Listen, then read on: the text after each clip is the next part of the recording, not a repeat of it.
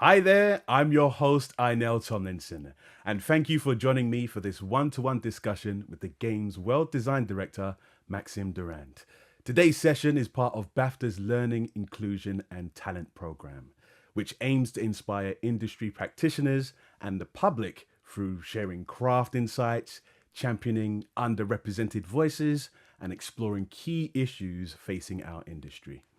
If you'd like to catch up with any previous events, head to the BAFTA Guru's YouTube channel and BAFTA's SoundCloud. This event will last around 1 hour and there will be time towards the end for short Q&A. So, get your questions in below. There's a little Q&A button down there. Closed captioning is available as well, which you can turn on at the bottom of your screen. There's also a live transcript which you can follow. The link for that is in the chat. Lovely little rhyme. Now, before we dive in with Maxim, let's take a short look at Discovery Tour Viking Age in action. Hi, traveller, and welcome to Discovery Tour Viking Age. Just like the brave Scandinavians who left their homes on longships in search of new horizons, a quest for knowledge and a promise of adventure awaits you. For 3 centuries, adventurers set sail in search of trade, land, and sometimes plunder, changing the world forever in ways that can still be felt today. We call these adventurers Vikings. Some remember them merely as brutal warriors and merciless conquerors, but there is much more to be learned about their rich and complex culture. We believe that the best way to learn about history is by letting the people of the time tell their own stories. History will come alive for you through the eyes of those who lived it. Norse merchants looking to make their fortune, an Anglo-Saxon monk in search of his life's meaning, and even King Alfred himself.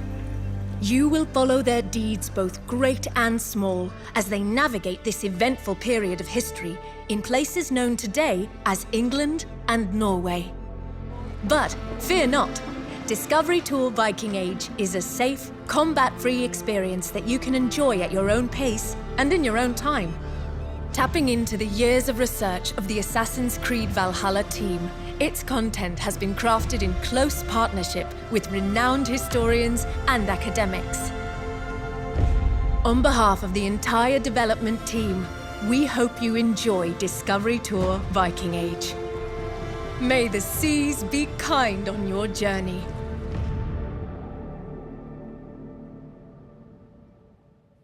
I'm very pleased to say I'm joined by Discovery Tour's World Design Director, Maxime Durand. Maxim, how are you doing today? Hi, I know. Thank you so much for the invitation. It's so wonderful to be here and exciting. No worries, Max.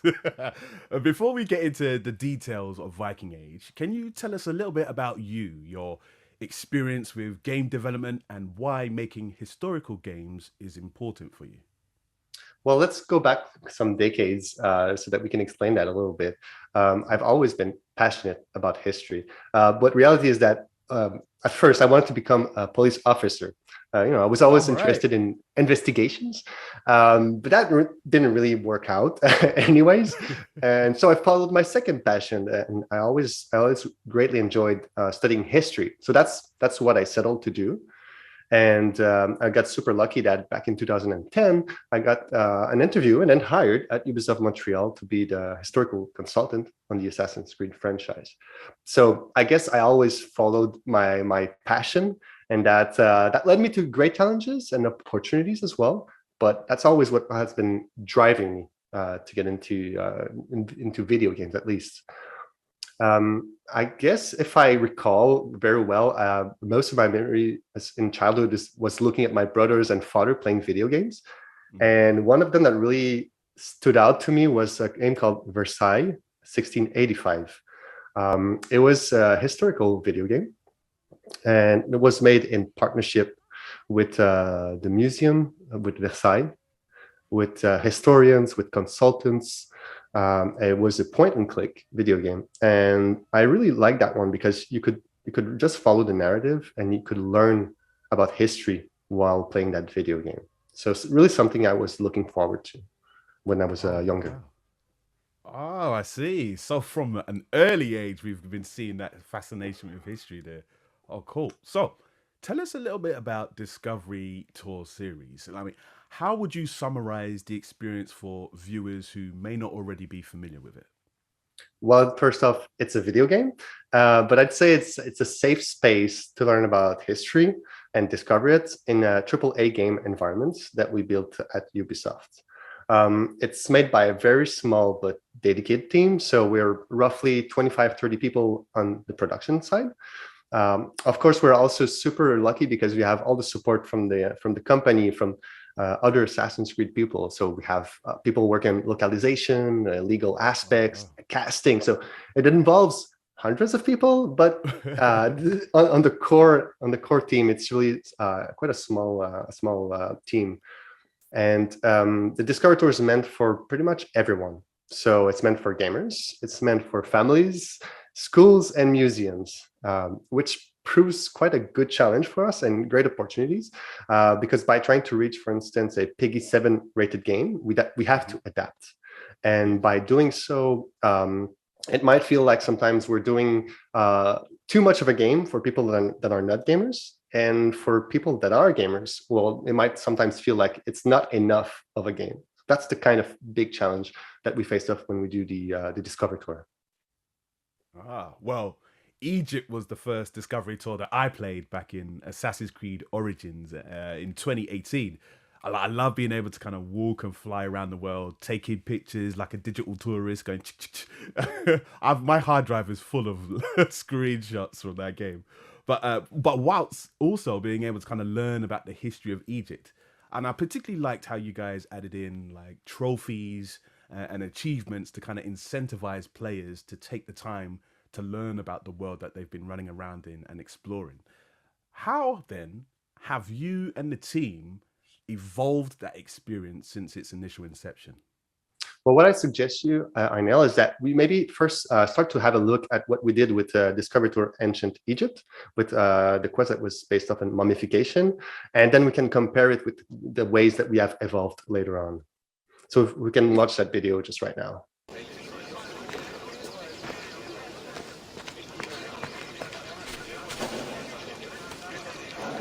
Here, visitor, and welcome to this sacred site.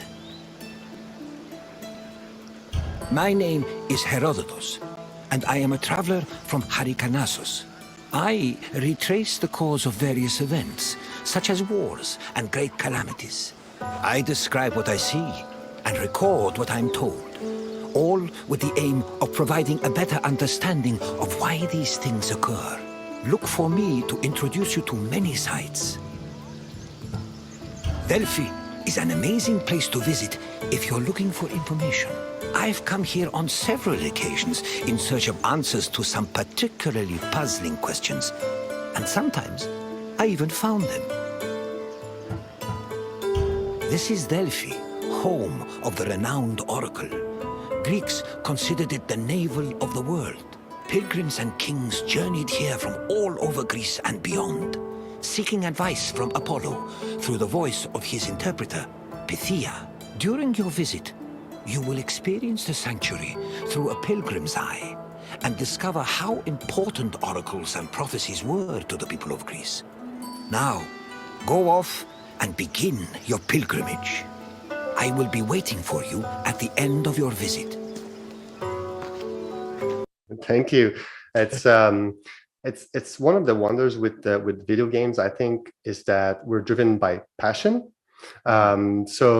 So we jumped a little bit ahead of time and showed Discovery to Ancient Greece, but it still is the same formula that we created originally with Discovery to Ancient Egypt, which was that we were following a digital tour in the museum kind of world, and so the idea behind that second opus and the first opus is always that we want to drive change, again, out of passion. I think video games have this tremendous potential of doing improvements fast. Also, it's a medium that's still evolving and that's ever changing the formula. So I'm really happy about that.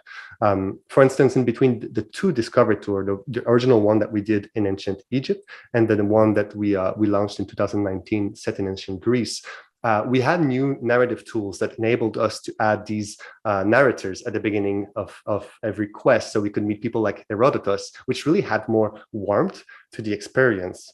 But that was also an inheritance from Assassin's Creed Odyssey, because they added that new narrative tool and they had these cameras that we could really be thankful for. So you had those tools already there from the main game, and you kind of spun them and utilized them for like your Discovery Tour series. I like that. That's fascinating to hear, actually. So I guess I imagine the feedback is really useful for development, but also throws up a lot of challenges when working on and enhancing and improving the overall experience, particularly like during a global pandemic that we've been going through. How did you use what you've learned from the first two Discovery Tours to aid the development of Viking Age?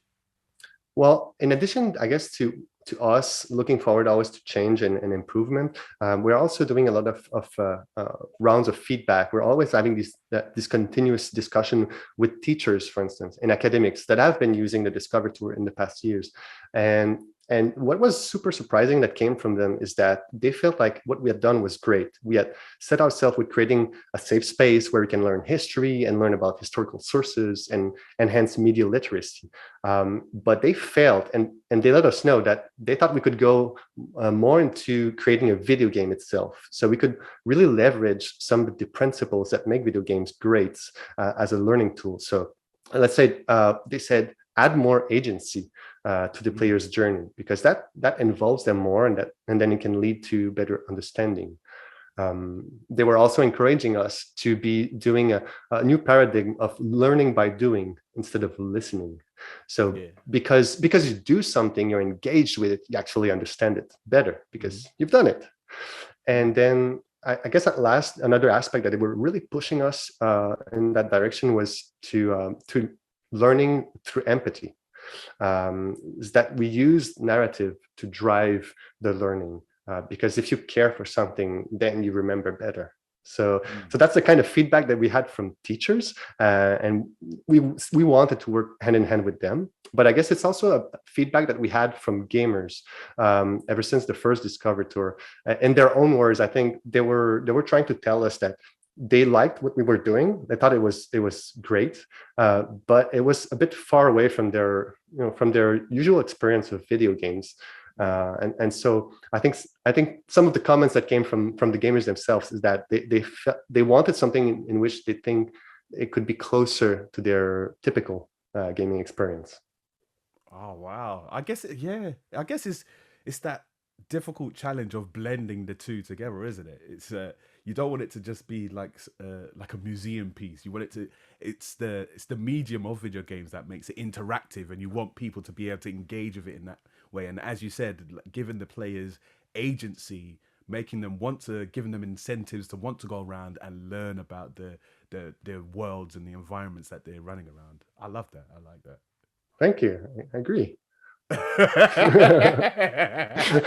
I agree with all of that.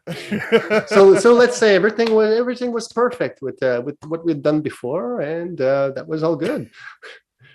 But I guess not. I guess we, even though the first Discovery Tours were successful, we wanted to change and we wanted to do more. So I'd say that's really what we set ourselves with, is being ambitious. And so talk about more about the new additions that we're going to be seeing in like the Discovery Tours, so new players and returning players to the Discovery series kind of get an idea of the sort of things to expect in Viking Age. Well, the biggest difference is that it's a quest-driven system. So really, what we did was that we started with that idea that we were going to change the formula, and we were going to provide a game in which people are going to learn history by playing it. We were going to play or see the big history with the eyes of people from the time period, through their narrative, through their stories. So that's really the way we frame this at the beginning. So maybe we can look at some of the different steps that brought us from that idea of changing the formula and then to the implementation in the end. If you agree, of course. Yeah, sure. So let's cut it into basically three parts. So preconception, conception, and production. So Sweet. when we started in preconception, I think that was probably the easiest part, was that we had this idea that we wanted to change and make it more into a game, a narrative and quest-driven game. And so we had to convince people at Ubisoft and important stakeholders and also external partners like teachers. We had to either convince them or we pitched them the idea, the new system that we wanted to put in place. And the good thing is that, as I said, that was the easiest part because they all agreed. So that was good. Being backed up for this new idea that we want to push forward. So what we did is that myself with the producer and then with three people, so one of our writers, a historian that we hired, and a level design assistant director, I tasked them to create quests on paper. So the idea is that we wanted for them to look at the game, at Assassin's Creed Valhalla, well, it was still in production, to look at all of the aesthetics and the opportunities. So landmarks, the monuments, the costumes, the characters. We wanted for them to look at cities like Jorvik and really go around and find what was interesting in terms of opportunities. So that's what they set for a couple of months. We were asking for them to look at navigation. We were asking for them to look at all the gameplay opportunities as well. So what could be the activities that we would do in a non-violent game? So we looked at the interaction, the carrying. We were looking at letter readers, investigation. Early on, I think that was the point in preconception when we were thinking about ideas like how could we use gameplay components like archery, because everyone loves to throw some arrows out there. Oh yeah. And then we talked with the age rating board, and then we realized that that was going to be maybe a bit more complex than we anticipated. But also ultimately realizing that we could not differentiate between arrows being shot at a target or at someone. To invest time and energy in making this available for a non-violent experience would take a lot of energy from us. And ultimately, the game wasn't about learning about to do archery. It was about history. So we got away with the idea of archery and instead look at what were the other opportunities that we had in terms of gameplay. So in that preconception phase, that's when we look at all the curriculums from educational possibilities. So let's say in Northern Europe, but also in America and other locations worldwide. Wow, that's pretty cool. Like looking at what that kids and students are learning in schools and how you can kind of apply that to your game. That's great. Well, because ultimately that's what's going to make a teacher to decide if they're going to use it in their classroom or not. Yeah. And the very interesting aspect with the Viking Age era is that it really, they basically have contacts with so many people from North America, I mean, as far east as Asia, from their perspective. So, and the Mediterranean Sea. So really, these were opportunities for us. So these quests that we created on paper during the preconception were based off these ideas of, okay, these are the learnings that we want to tell, and these are the opportunities that we have in Assassin's Creed Valhalla. So we set up to create 11 quests originally, and out of this, which created a huge visual map. I bet it did. A frightful visual map with all of these quest steps. We already knew that we had two ideas that we want to bring forward in terms of narrative and link with these learnings. We wanted to tell the story from a Viking Saga perspective. Yep. We already knew that we wanted to tell it from the perspective of a couple that we created that are called Thorstein and Gunhilda. And on the other side, we also wanted to show the perspective from what we call an Anglo-Saxon chronicle, which is played through a character that's called Elrich, mostly. So the interesting bit with that is that it would explain these two views of the same time period. It would really allow us to cover all the different subjects that we wanted to talk about, like the rising of Christianity, like migration stories that are so super relevant for that time period, and of course are relevant for us as human beings as well. I guess we already knew at that point that the Viking Saga had to be dramatic, because sagas are dramatic. It's the idea that you can fight as much as you want against fate and try to change it, but you can't. And it always ends dramatically in all of them. Whereas with the Anglo-Saxon Chronicle, it's more about relating events and things that are happening from the person's perspective. Which gives a different tone to the narrative on both of these. So the idea I think that we had behind all of this was that we wanted to create a compelling storyline, because we felt like this was what was going to engage people, because they would follow the history. It would lead to better understanding. Yes. And another, I guess that ties in with what you were saying before in terms of having that empathy with the characters and that attachment there. And threading that through with the gameplay and giving them new tasks and activities to kind of jump into. Definitely, that's the strength, but also an opportunity. We realized that nearing the end of preconception, we had these 11 quests, and we were telling just so much information that it was more than we could handle ultimately, and we realized that. By doing less, it would mean more.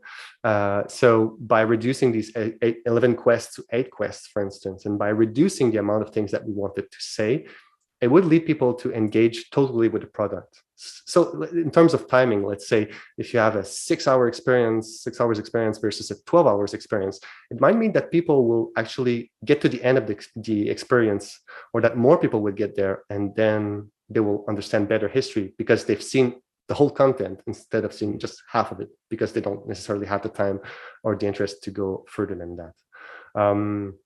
So that's a little bit how we ended preconception. So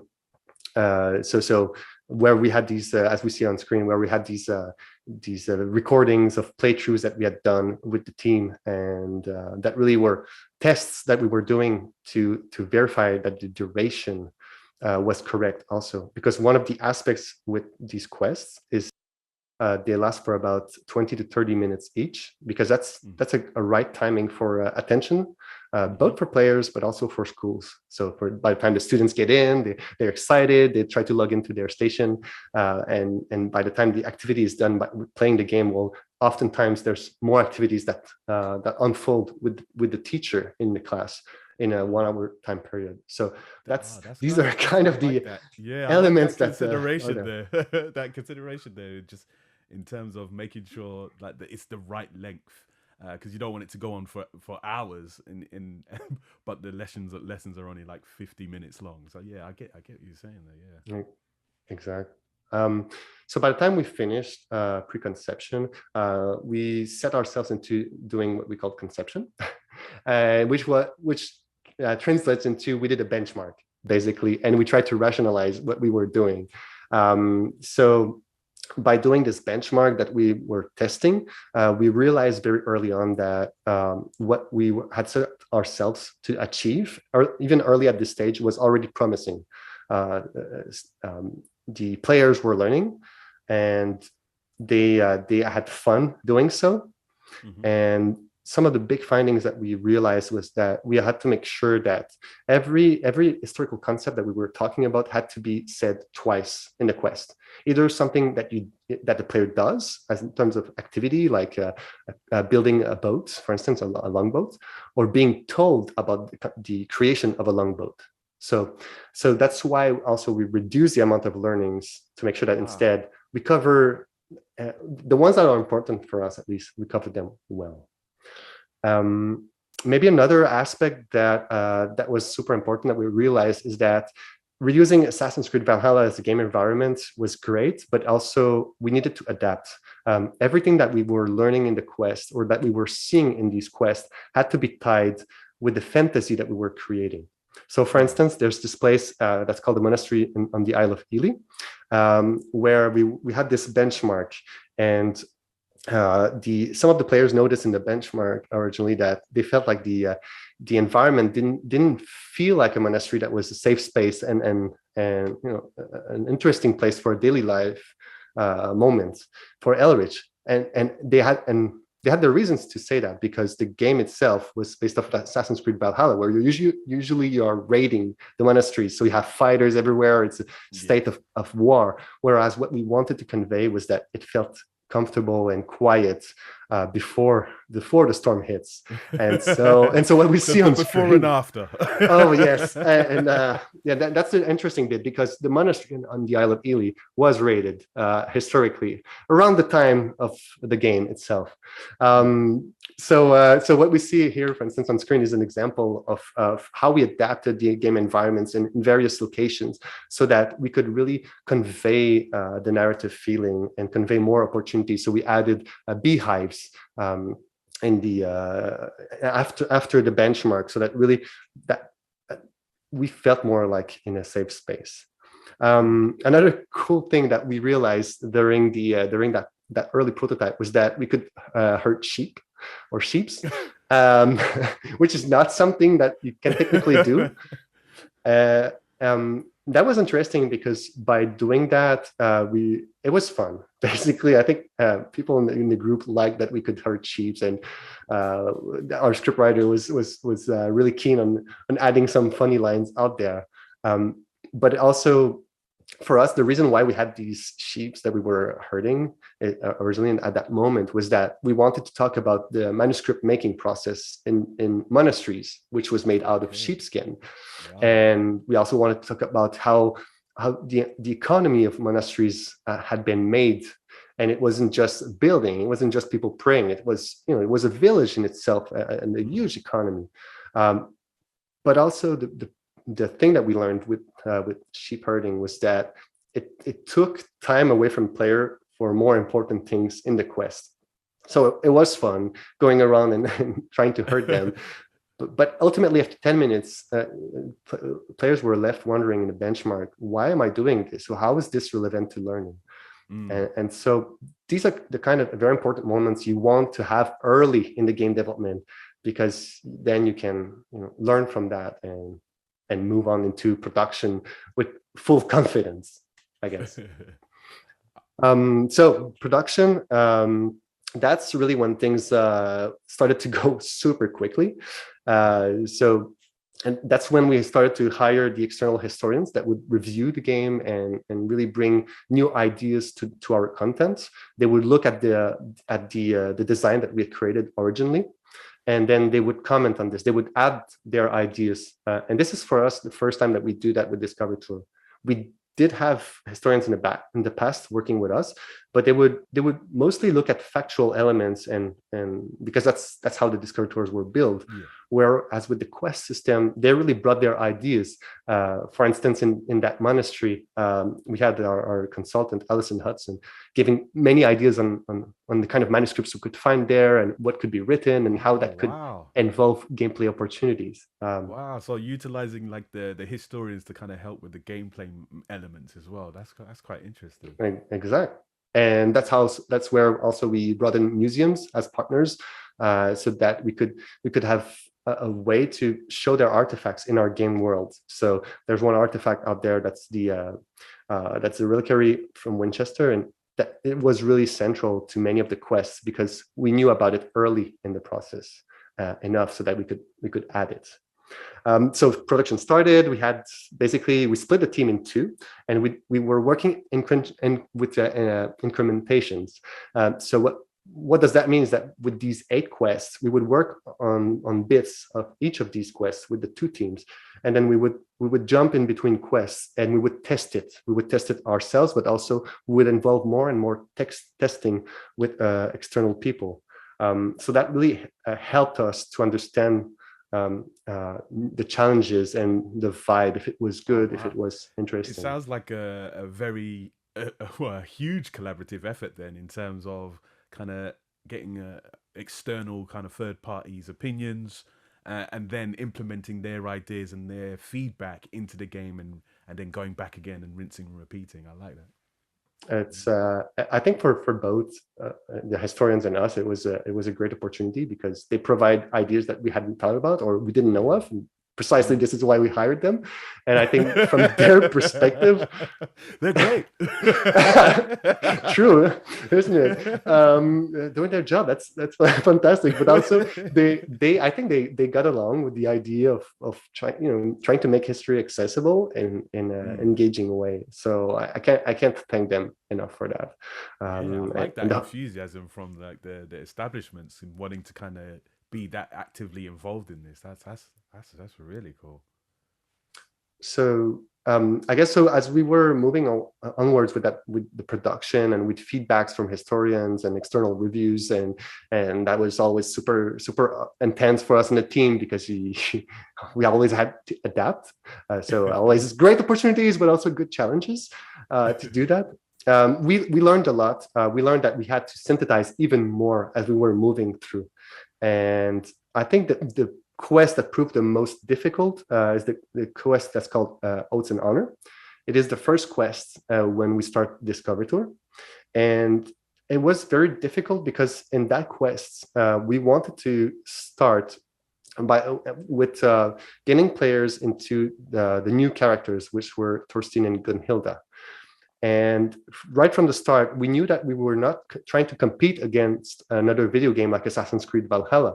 We could not match the fantasy of being a Viking warrior. So we had to come up with something that was unique and that was really in our DNA. So the idea is that we wanted to show that our character was a non-fighter, and they had an opportunity, and we had learnings that we wanted to convey. So these learnings at first were that we wanted to teach about who are the people in Scandinavia and Norway. If they're not fighters, what are they? What are they doing? What's their system of value? What is one's identity? Which is always very complex to explain because you can have multiple identities: yourself, your family, your belonging, your clan. We wanted to talk about the justice system, for instance, and these were all very difficult. So at first, we had started with the idea of having a murder mystery where someone from your family had been murdered, and then you had to find who did it and why, and then get them punished. But it was both complex and at the same time it was frustrating from a player agency perspective. Because if you're used to playing games typically and you're living in the Viking Age, the fantasy is that you want to fight back, and the laws of the time would actually allow the person to fight back because it's a murder, and you could and so they have this very complex system of vendetta that actually never ends. But we realized that this is Assassin's Creed Valhalla. We don't want to do that, and it's frustrating for the player. So with this in mind, we really engage into a different step for that quest, and instead we made it so that it's the player and the character's reputation that are affected by being accused of being a thief. Okay. And we really leverage on what were the historical learnings that would allow for the player to defend their reputation with real historical manners. And one of them is that you'd bring people into a room and then you would do a kind of a rap battle, which thankfully for us was created in Assassin's Creed Valhalla. So it would allow us to keep the experience non-violent. It would allow for us to make sure that people get along with the narrative and the story. And by doing so, they learn about the time period. They learn about who the people were in Scandinavia. But ultimately, we have fun and we play with that rap battle to save our reputation and identity. So a lot of information, but that's the kind of process we're going through while we created every one of these quests. And until the very last moment, we've tested to adapt and really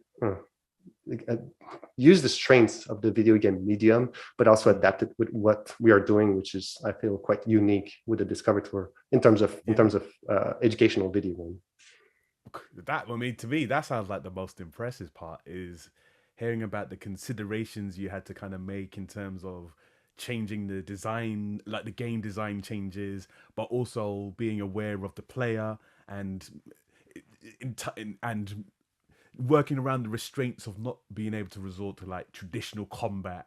That sounds like an incredible achievement that you guys have managed to create there, like a huge experience. It's I like that. Now, Max, before we go to the Q&A, and to give people a bit more time to submit their questions, just a quick reminder, if you want to do so, the Q&A functionality is below. I want to talk to you a little bit about the use of games as educational tools in general. I mean, you've spoken a lot about how the considerations you guys made in terms of schools and examining boards and things like that, and like curriculums, and your work with museums. But and me personally, I'm a qualified teacher myself. And so Really? I've seen firsthand in the classroom how interactive elements can aid a variety of different learning styles. So what is it about the medium of video games that you think makes them valuable tools for education and educational establishments? First, I didn't know you were a teacher, but I'm very happy to learn about that. I think there are many points out there, and many of them have are either proven already or still in debate and in testing in general in terms of education. But I guess the thing that really everyone agrees upon is engagement. When students know that they're going to play a video game, even if they're not gamers, typically they're super excited. And that's the kind of answer we have from teachers. Like, students arrive on time, they leave on time, and they don't ask to go to the toilet. They stay late as well. But let's take the debate further than that. I think one of the greatest aspects of video games is that it can provide a safe space to learn and to fail. It can be in real life. It's always difficult and it's shocking. You don't want to fail. You don't want to be that person that everyone looks to and you feel like you're not doing it right. And the video game usually doesn't judge you upon failing, and that's what's great about it. So I think that's one of the aspects that is super interesting. Of course, then the other leverages are the ones that I've talked about that I think are super strong is player agency. Usually in school, it's really hard to to control where you're going to, what you're doing. Whereas with the video game, you have that space, you have this environment to play around, and you know, even if you're not following the main path of a quest or a mission, at least you can play a little bit around it. And that's useful teaching, because if you're looking at these environments, you're learning something at the same time. While talking about learning, there's I think video games can provide, of course, great hard skills, like a video game like Discover Tour Viking Age. It can be history, of course, but it can be second language learning. It can be science also. Because it provides a basis to talk about something. We can talk about STEM learning, for instance. When we look at the Discovery Tool, we have these sections that are called behind the scenes, and these capsules provide a lot of information on how the Assassin's Creed team made the game Assassin's Creed Valhalla. So it's super useful to understand jobs of the 21st century, but it's also very useful for media literacy, because by understanding how the game is made, how a media adapts historical information and creates a new form of art, it brings an opportunity to think, maybe what I'm seeing on screen is not the truth, it's an adaptation. And I think this is a super important discussion that we want to have in a classroom, because it's true with video games, but also is true with all the other forms of mediums. And I think this has been true ever since the book was invented, or historical fiction. So all of these, I think, are super strong. And maybe one last that comes to my mind is the said soft skills. While using a video game in a classroom, because there's engagement, it is an opportunity to use that interest, that passion, to lead people to enhance their soft skills. For instance, if we're tasking students to look at the Discovery Tour and use the photo mode to take pictures in the game of something that a teacher wants to highlight. Well, first, it proves that the student has found it and understands it. but also this can lead that even that photo can lead to to an oral presentation in the class with their colleagues. And if this activity has been done in group, well, that's group work. So I think with video games, we can just broaden our mind with so many opportunities that are interesting. Yeah, and I think, and as you're saying, it also kind of changes people's perception of how video games can kind of enable learning in that kind of way by creating opportunities, like you say, for people to apply what they've learned and experienced in the discovery tours into other areas of their lives as well. So, oh, that's fascinating. So staying on that, do you think we might see more games being used to educate and inform in that way, like your team have done with Discovery Tour?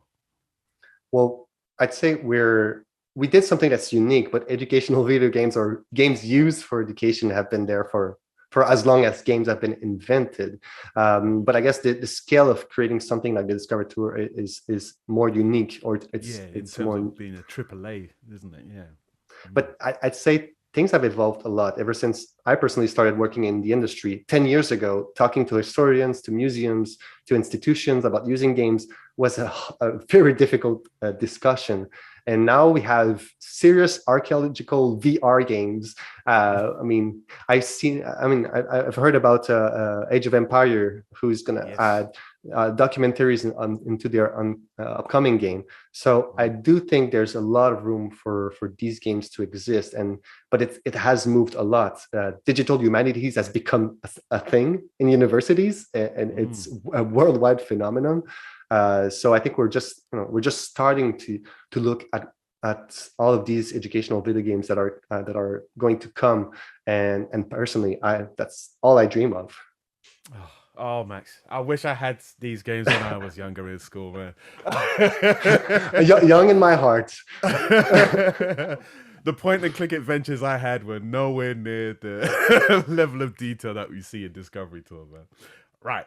Before we go, we're going to go to the Q&A section. We're going to answer some of the questions. I got this whole bunch of questions people have been submitting throughout the masterclass. So thank you very much for all of those that have submitted. I'm going to try and get through as many as we can. So Max, are you ready for some questions? Let's go. We got our first question we got from Claudio. Says, first of all, thank you endlessly for this new edition of Discovery Tour. Here are my questions. Number one, without spoilers, what is the feature in Viking Age you are most proud of? And number two, COVID apart, what has been your biggest challenge during the development of Viking Age? Well, what am I the proudest about? I'd say the team for so it's not I know I'm not answering the question. I'm not answering the question. But I'm the proudest about the team because I think people were excited to join that project. And it's on a voluntary basis, and I think they played a lot along with what the direction I was giving to them, which was always difficult and sometimes blurry, because we're creating something that doesn't exist. So that's why I'd say that's what I'm the proudest of is the team behind the game, because they stayed along. They made the game, even though it was a real challenge. And now with this in mind, I forgot the second part of the question. No, that's fine. COVID apart, what has been the biggest challenge during the development of Viking Age? The biggest challenge was for me. I've always been working within the team as a historian and providing ideas and try to inspire and tell when something was not correct. And this is my second game as in the role of direction with the Discovery Tour, and the previous ones were more like museum visits, which are closer to my professional experience, and moving into that direction where I'm leading people in the team that have more experience in creating and crafting games than me. That was a big challenge, but again, linking back to my first answer, I'm so proud of what they did and the trust that they enabled in me. Awesome. Right, we got another question here. Can I ask what other historical eras you are considering developing? Ooh, we might be getting into spoilery territory here, but hey. Errors. I'm not sure exactly how to answer this. How can I answer that? Well, maybe I do hope I answer it by telling that these games are adapted. Assassin's Creed is adapted. The Discovery Tour itself is a work of fiction that tries to lead into more historical knowledge and media literacy by explaining facts and showing sources that come from museum straight into the game. So we have these discovery sites where we can look at artifacts and first-hand items. And then we have these behind the scenes where we try to explain the choices that we make while crafting the games. Now, if the question is, will we do more Discovery Tour? The short answer is, I hope so. And I really look forward to see how people appreciate it, so that we can again learn from it and hopefully have an opportunity to do even better in the future. Fantastic. We've got a question here from Louise. She says, you have spoken about working with the Assassin's Creed team and how that fed into the development of the game. Did they learn anything from you, Max? Well, I hope they did. I hope they did. Well, what can I say? What could be the thing that I think was the most interesting? I mean, in the last 11 years of historical well, I digging. guess another way to think about it is, has the Discovery Tours influenced the directions of future Assassin's Creeds in how they're going to approach making their games? Generally, it hasn't, as far as I'm concerned, because what we do with the creation of the Discovery Tour is that we leverage on what has been done with the main game. But some of the same historians that work on the Discovery Tour have worked on the main game before, like on Assassin's Creed Valhalla. I've worked a little bit on it, but some of the consultants did. And so I think it's more, the game is the train and we are a wagon, but we are party wagon and we do our own thing.